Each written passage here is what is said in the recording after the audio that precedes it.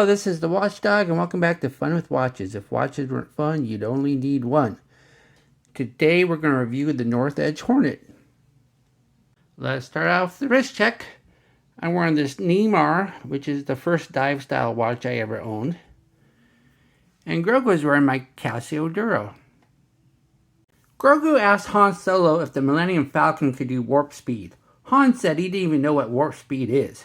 Grogu said it is a time dilation that is constrained to the locality of the ship where the space surrounding the ship is warped, causing the ship to travel at speeds faster than light relative to outside the warp field while obeying the laws of relativity inside the warp field. Han said, "What?" Grogu said, "It means ship go fast." Okay, let's take a look at the watch. It says pull. I'm so glad they put that instruction there, otherwise I never would have figured it out. And here it is. As you can see, it has this little cardboard protector inside the box so it doesn't shake around. It also comes on a pillow, so you're double protected. And it does come with a pretty good instruction book. This is not the most intuitive watch I've ever seen, so you might really need this manual. It really helped me on a few things. And here it is. This is the second North Edge watch on my channel. The first was the North Edge Mars, which has proven to be the second most viewed video I have ever made. The Mars claimed to be a fitness tracking watch, but was really a watch that also had a pedometer. This Hornet makes no fitness tracking claims and is just your basic dual-time digital analog with alarm, stopwatch, countdown timer, and world time. This Hornet is also a bit more sturdy than the Mars, despite having the same 50 meters water resistance. It has a metal case rather than plastic, which means it weighs almost twice as much. The strap is much thicker. It also costs almost twice as much, but can be obtained for slightly under $30.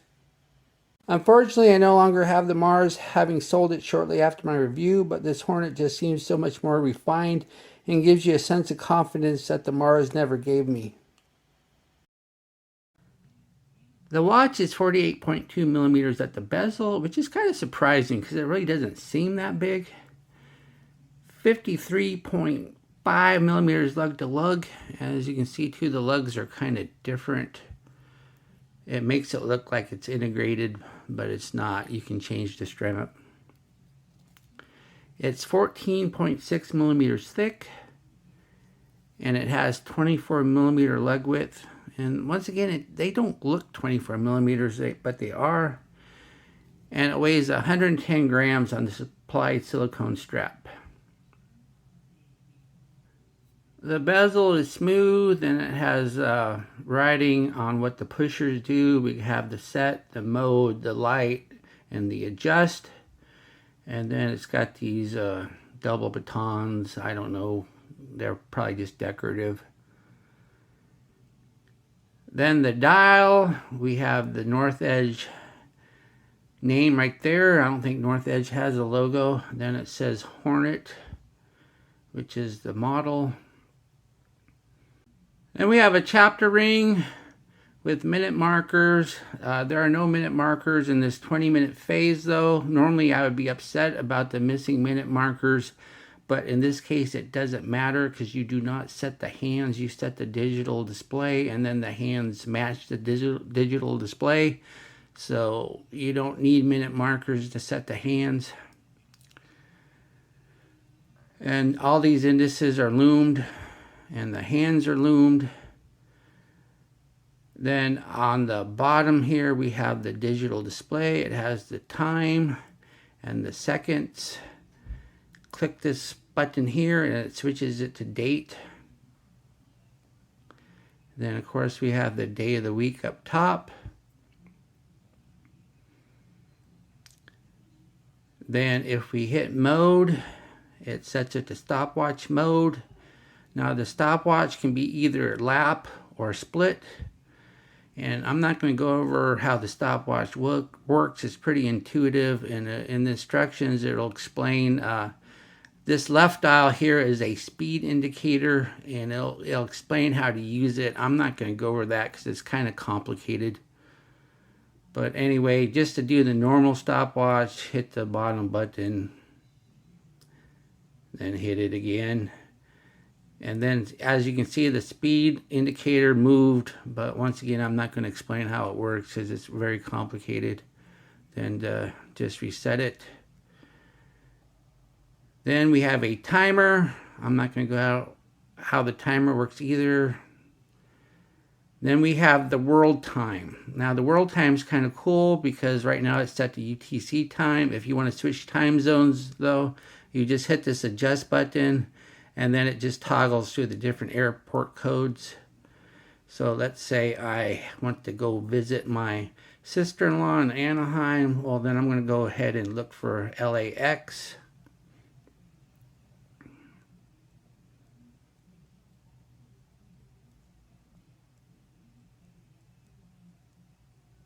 Okay, LAX. So that means it's 4:51 at my sister-in-law's house. But the trouble is, this is not doing daylight savings. So it's really 5:51 at my sister's house. So each one of these airport codes, you have to toggle the daylight savings if you need to. To do that, just hold this button for 3 seconds. And then it sets it to daylight savings. And you can see the DST there for daylight savings.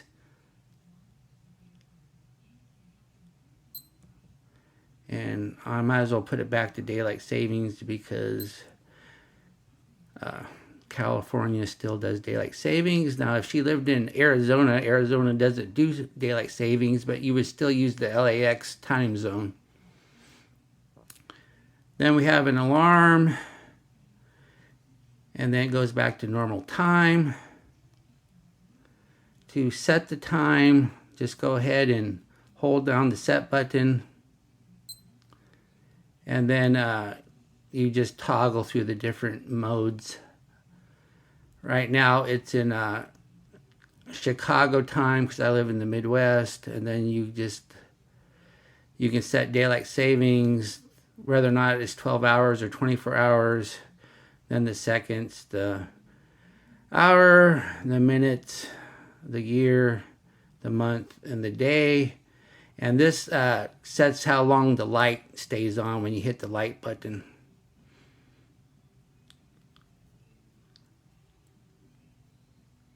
Also, like I said, the analog hands are synchronized with the time.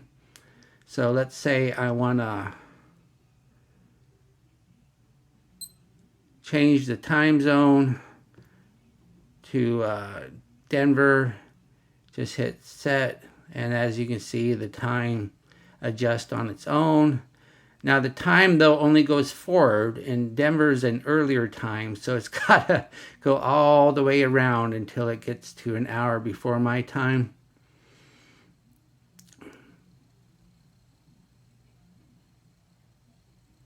So that's what makes the world time so convenient, because then you don't have to wait for these hands to adjust if you use the world time setting. This is going to take a while, so I'm just going ahead and shut off the video for now.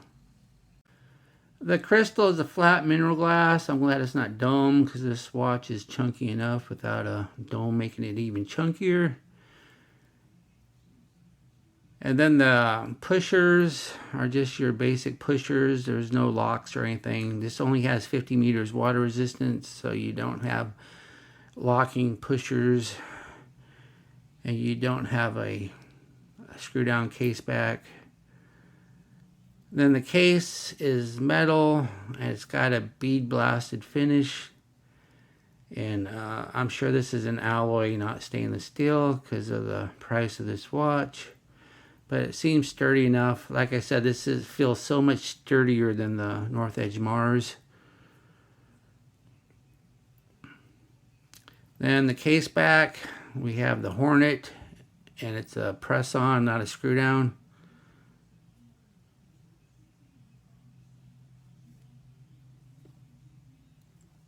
Then underneath, I don't know who makes the movement, but It's a good movement. It's full featured, and once again the hands are synchronized with the digital display, which is unusual for a watch in this price range. Most of them will have a separate crown to adjust the analog display. Then the strap, it's a silicone strap, but it's a nice silicone. It's not that really slick feeling silicone. Plus it's nice and thick and it's sturdy, and it's not really super stretchy like cheap silicone. So I really like the strap. And then it only has one keeper, and it doesn't have any nibs to fix it, which is fine because this thing is sticky enough that this thing isn't going to slide all over when you're using it. Here's the watch and my 7.5-inch wrist. I think it looks nice. Once again, this is a big watch, but it doesn't look as big as it is. The way these lugs are, it looks like it's part of the strap from a distance. So it makes the watch look a little bit smaller than it is. And it's comfortable, and it wears nice and flat. The buckle's nice and sturdy, and the prong isn't all floppy. I have 3 notches left, so 8 1/4 you'll be able to wear it 8 1/4 without changing the strap. Yeah, it's really nice looking. It's a good watch. Here we are in the Lume room. This watch has a light, so it technically doesn't need Lume, but it is nice to have it on a Digi-Annie so you can see the hands without pushing a button. As we speed up the time, we see the index lume is already gone. The hands are much better, but not great. I would rate the hand lume as so-so. I've never noticed it without the UV flashlight first.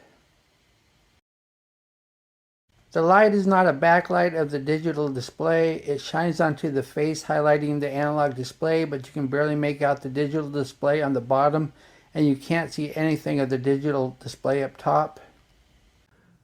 What do I like about this watch? Well, the analog hands are synchronized with the digital display, and that's always nice on a watch in this price range.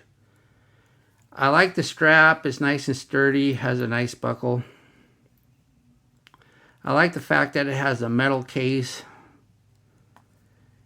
And I like the fact that it's a full-featured digital watch. It has the works, the stopwatch, the alarm, the world time, countdown timer. What are my gripes and groans? The light lights up the analog display, but it doesn't backlight the digital display. And I think more traditional lugs would make strap changes easier. And even though it doesn't need Lume because it has a backlight, the Lume is pretty substandard, especially on the indices. Do I recommend this watch? Yes, I think this is really a step up from the Mars, and I think it is well worth the extra money, unless, of course, you need a pedometer. Then you better stick with the Mars. But yeah, this is a good watch. I've been very happy with it. Well, thank you for watching my review of the North Edge Hornet, and I will be back with another unboxing video. I just got something from AliExpress the other day that I'm really excited about. Be sure and like and subscribe to my channel. Bye.